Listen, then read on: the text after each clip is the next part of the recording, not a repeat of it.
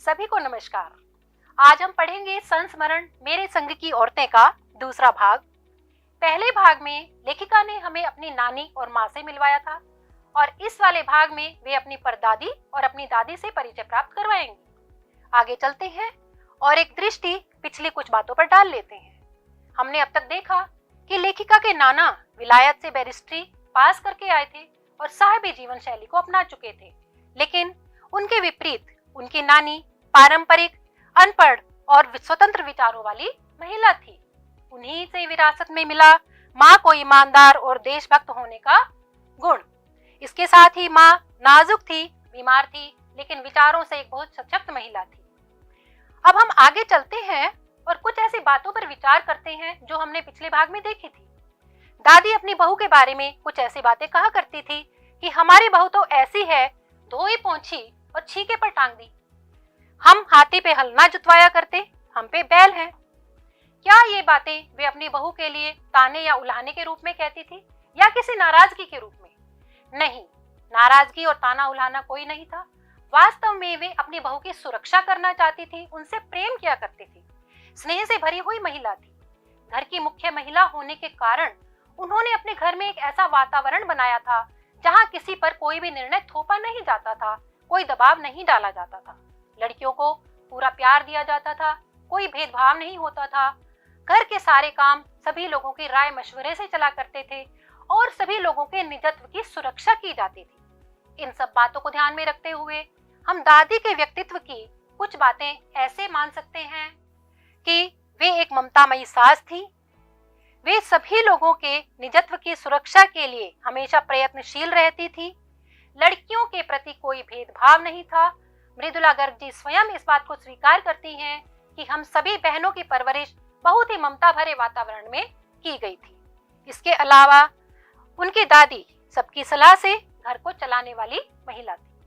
दादी से परिचय प्राप्त करने के बाद अब लेखिका हमें लेकर चलती है अपनी परदादी से मिलवाने के लिए। उनकी परदादी एक ऐसे व्यक्तित्व की स्वामिनी थी कि पूरा समाज उनका बहुत सम्मान किया करता था। उनके बारे में कुछ बातें प्रसिद्ध थी। जैन समाज के कुछ नियमों को वे व्रत की तरह से अपनाती थी। उन्होंने एक व्रत धारण किया था कि वे अपने पास 2 धोती से अधिक कभी नहीं रखेंगी। यदि किसी कारण से एक तीसरी धोती उनके पास आ जाती थी तो वे उस धोती को किसी को दान कर देती थी। इसके अलावा ये भी माना जाता था कि भगवान के साथ उनके तार बंधे हुए हैं। इधर वे कोई इच्छा करती है, उधर उनकी मन्नत पूरी हो जाती है। इस बात का उदाहरण तब मिला जब बहू के गर्भवती होने के बाद उन्होंने मंदिर में जाकर मन्नत मांग ली कि मेरी पतोहू का पहला बच्चा लड़की हो। लोग हैरान रह गए क्योंकि इस मन्नत का कोई कारण नहीं था। उनके घर में लड़कियों का अभाव नहीं था। पिछली पीढ़ी में भी उनके घर में कई लड़कियां हो चुकी थी, लेकिन यहाँ इसका एक बहुत बड़ा कारण नजर आया क्योंकि जो परदादी थी उन्हें कतार से बाहर चलने का शौक था। ये बात लेखिका हमें बहुत स्पष्ट शब्दों में बताती है। वे समाज की प्रचलित धारणाओं, मान्यताओं और रूढ़ियों का विरोध किया करती थी, उन्हें नहीं माना करती थी। सभी लोग लड़के की मांग करते थे भगवान से। लड़कों और लड़कियों के प्रति भेदभाव उन्हें बिल्कुल पसंद नहीं था। उन्होंने अपनी इस मन्नत को जगजाहिर कर दिया और जगजाहिर करने के बाद भगवान भी ऐसी अफरा तफरी में आ गए कि उनके घर में एक एक करके 5 कन्याओं का आगमन हुआ, 5 बेटियां पैदा हुई। इस तरीके से परदादी के व्यक्तित्व में हम ये चीज देख सकते हैं कि वे बहुत सशक्त महिला थी। भगवान तो अफरा तफरी में आ ही गए थे, उनसे इलाके के नामी चोर भी डरा करते थे। इस बारे में लेखिका हमें एक घटना बताती है कि एक बार हवेली के सभी यानी घर के सभी पुरुष एक शादी में, एक बारात में कहीं गए हुए थे। घर में सिर्फ महिलाएं थी। इलाके के नामी चोर ने मौके का फायदा उठाकर घर में सेंध लगा दी, लेकिन वह एक गलती कर बैठा कि जब वह आया घर में तो उस कमरे में परदादी सोई हुई थी। अब परदादी ने जरा सी आहट से ही आंखें खोलकर समझ लिया कि ये तो चोर है। वे किसी अफरा तफरी में नहीं आई और उन्होंने चोर से एक मांग कर दी, पानी पिला, मुझे बड़ी प्यास लगी है, मेरे लिए पानी लेकर आ। चोर बड़ी जबरदस्त तरीके से अकबका गया। और उसने कहा कि लेकिन मैं तो चोर हूं। पर दादी बोली कि हुआ करे, प्यासे को पानी तो पिला, मुझे प्यास लगी है, क्या तू मेरे लिए पानी नहीं ला सकता? और देख, मेरा धर्म ना बिगाड़ियो, लोटे के मुंह से कपड़ा ना हटाइयो, हाथ रगड़ कर धो लीजो और पानी कपड़े से छान कर भरियो। इतने सारे निर्देश सुनकर चोर तो और भी अधिक अकबका गया। तब उसके मन में एक प्रश्न उठा, क्या आप चोर के हाथ का पानी पी लोगी? क्योंकि दादी तो पूरी व्रतधारी थी। तब परदादी ने कहा कि कहा ना रगड़ कर धो लीजो, सब लोग तो नाच गाने में लगे हुए हैं, तेरे और भगवान के सिवा यहाँ कौन धरा है?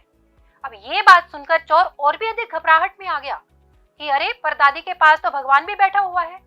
अब तो वह डर के मारे लोटा उठाकर कुएं पर गया, पानी भरने लगा और चौकीदार के हाथों पकड़ा गया।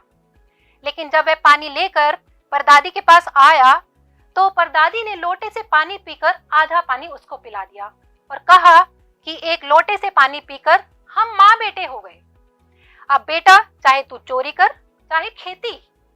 पर दादी के इस सहज स्वभाव, इस सहज व्यवहार और प्रेम भरे स्नेह भरे व्यवहार से चोर के मन में अचानक परिवर्तन हुआ और वास्तव में उसने चोरी का धंधा छोड़कर खेती का काम अपना लिया। फिर वह जीवन भर उनके खेतों में काम करता रहा। लेखिका कहती है कि उस चोर से मिलने का सौभाग्य मुझे भी प्राप्त हुआ था और मुझे वह बड़ा भला आदमी लगा था। तो इस तरह से परदादी के व्यक्तित्व को हमने देखा तो उनकी ये विशेषताएं हमारे सामने आती हैं कि उन्हें कतार से बाहर चलने का शौक था, लीक पर वे कभी नहीं चला करती थी, स्नेहपूर्ण और सहज व्यवहार से वे लोगों का दिल जीत लेती थी, उनका हृदय परिवर्तन कर देती थी।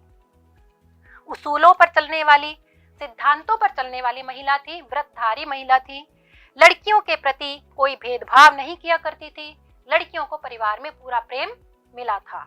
इस तरह से परदादी के व्यक्तित्व की विशेषता हमने देखी, दादी को जाना।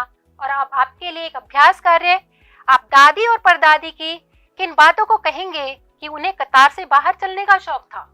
जरा विचार कीजिए और ये भी विचार कीजिए कि क्या डराने धमकाने, उपदेश देने या दबाव डालने की जगह अपने प्रेम से या सहजता से किसी को सही रास्ते पर लाया जा सकता है?